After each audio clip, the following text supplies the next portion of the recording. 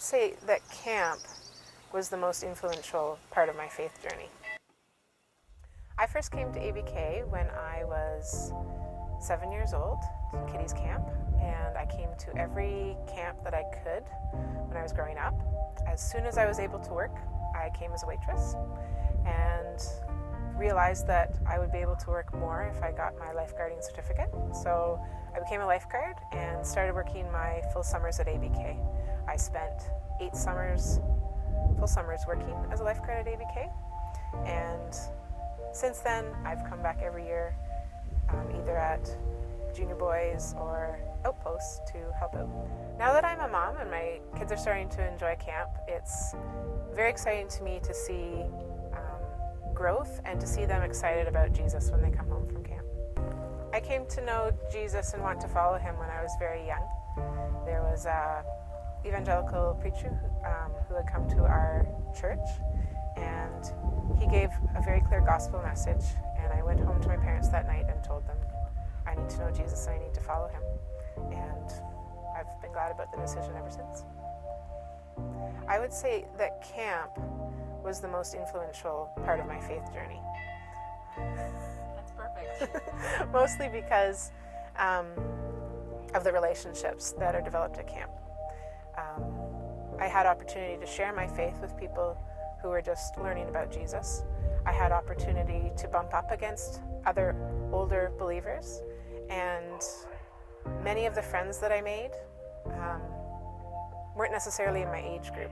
I had strong friendships with older people, I had strong friendships with younger people, and I think it really showed me the way the church should interact with each other, because you're bumping up against people who are at a different part in their faith journey, and they give you more information.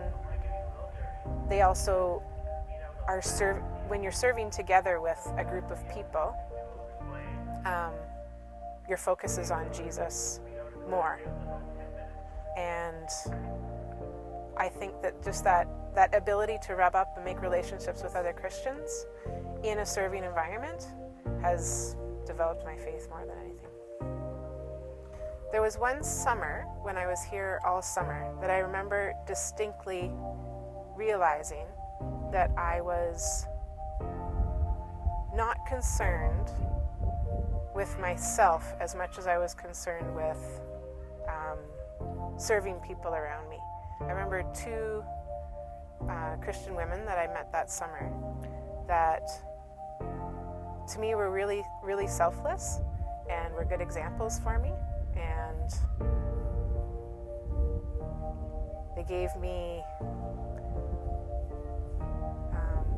something to look up to, something that I wanted to be when I went home.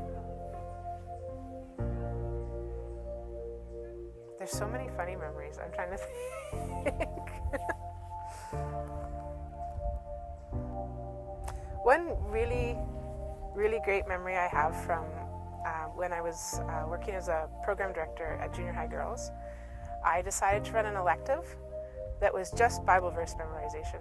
And I had one camper who decided to join the elective, and she memorized so much scripture that week. I was impressed with her, and I knew that she came from a home where nobody else followed Jesus, and she was out there following Jesus on her own. And to this day, I know her, and she's going on for the Lord, and it just brings a special memory. Jeremiah 29:11. I know the plans I have for you to prosper you and not to harm you, plans to give you hope and a future. It's a verse that's come up a lot in my life and reminds me that everybody I meet, God does have hope for them. I would say that Jesus is my rock and my reason for living. I'm Mary, this is my story, and I give God all the glory.